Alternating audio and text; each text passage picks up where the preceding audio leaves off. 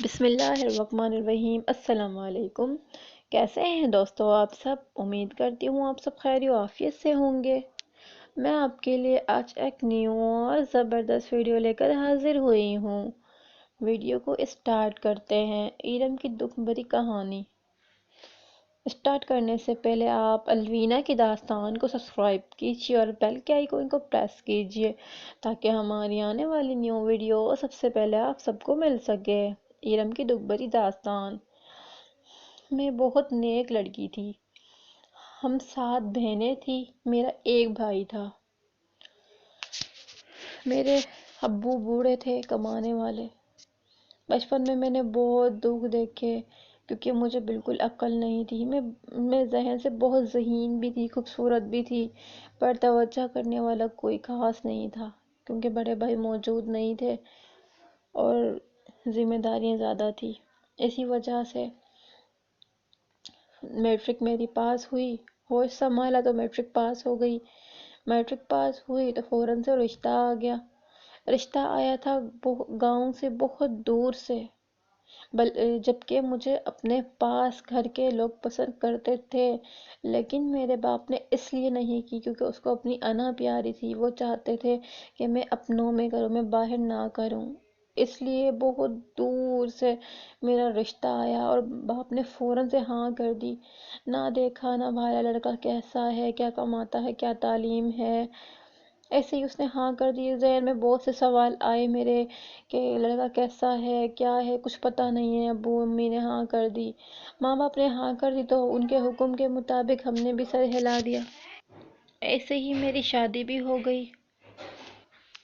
پھر میں اپنے گھر چلی گئی، میں سسرال چلی گئی۔ سسرال کے 2-4 دن کے بعد ہی پتہ چلا شوہر قرضائی ہے، میرا زیور چلا گیا۔ جب چولہے کے پاس نظر کی تو ان کا لکڑیوں کا چولہا میں دیکھ کے حیران، میں کہاں سے کہاں آ گئی اپنے گھر میں، تو جبکہ کبھی لکڑیاں دیکھی ہی نہیں تھی۔ پھر لکڑیوں پہ پکانا شروع کر دیا۔ ایسے ہی چلتا رہا، آہستہ آہستہ کر کے جہیز کا سامان سارا نکلتا گیا۔ ساس سسر سب ظلم کرتے، ساس مجھ سے سارا کام کرواتی، برتن سب کچھ کرتی میں۔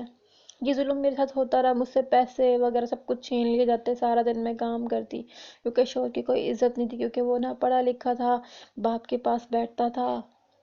قرضہ اس نے اتنا کیا ہوا تھا کہ جاتے ہی میرا زیور چھن گیا تھا۔ ایسے ہی لین ہاری ہو گئی، ماں باپ لینے آ گئے تو ماں باپ کے گھر چلی آئی۔ آتے ہی میں نے سب کچھ اپنے ماں باپ کو بتایا کہ میں نہیں جاؤں گی اور اس طرح کا حال ہے۔ ماں باپ نے تھوڑا سا ہنگامہ کیا، باتیں کی، لوگ بیچ میں آ گئے، ان کی مامی آ گئی، اس نے تسلی دے دی کہ اب کچھ نہیں ہوگا، آپ بھیج دیں لڑکی کو۔ ایسے ہی کر کے ماں باپ نے بھیج دیا۔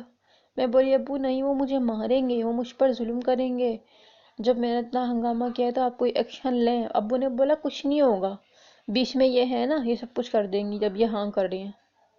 میں چپ ہو گئی، چلی گئی۔ میں چلی تو گئی لیکن جب میں کوچ میں گئی تو پورے راستے مجھے یہی خیال آ رہا کہ اب میں پہنچوں گی تو وہ مجھے ماریں گے، کیونکہ وہ جاہل تھے، پڑھے لکھے تھے ہی نہیں۔ وہ تو شکر اللہ کا ہوا میں وہاں پہنچی تو میں کوچ سے نیچے اتری، فوراً سے میرے شوہر کا کوچ کے ٹائر کے نیچے پیر آ گیا۔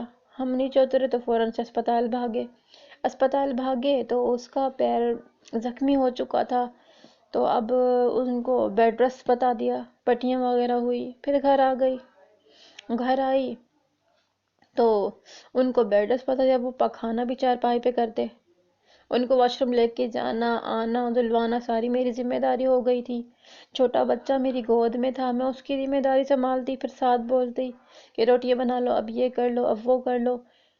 وہ کرتی تو شوہر واش روم کر دیتے، ساس اور نندے اپنا منہ پیچھے پھیر لیتی کہ اب بہو بیوی کرے گی اس کا کام، پھر وہ کرتی۔ ایسی زندگی بسرتی رہی۔ میں اتنی پڑھی لکھی ذہین اور خوبصورت لڑکی تھی، بس اللہ نے بچے دے دیے۔ شوہر کا اتنا قرضہ تھا کہ اس کے بعد ہمارے پاس کچھ بچا ہی نہیں تھا کہ ہم دے سکیں۔ ایسے ہی ہم اپنا شوہر چھوڑ آئے، ہم دوسری جگہ آ گئے۔ اب یہاں پر کرائے پہ گھر لے لیا ہے، یہاں رہ رہے ہیں۔ اللہ نے مجھے 3 بیٹے دے دی، 1 بیٹی دے دی، بس ان کو اچھے اسکول میں لگا دیا ہے۔ اب اسی آس پہ قائم ہوں کہ اللہ اچھے دن بھی لے کر آئے گا۔ نہ میرا شوہر پڑھا لکھا تھا نہ کچھ، وہ تو شکر ہے اس کے پیر پہ کوس چڑھ گئی، ورنہ وہ کہہ رہا تھا کہ میں تمہیں چھوڑتا نہیں۔ باپ نے اپنی انا کے خاطر میری شادی کر دی، میری زندگی جانوروں سے بھی بدتر ہو گئی۔ یہ بات کسی کو نہیں پتا۔ باپ آتا، دیکھتا، بھالتا، تھوڑا بہت کرتا، سب کچھ کر دیتا، لیکن جو بھگت رہی تھی وہ تو بیٹی تھی نا۔ آج بھی میں روتی ہوں اس بات میں کہ میرے باپ نے میرے ساتھ کیا کیا۔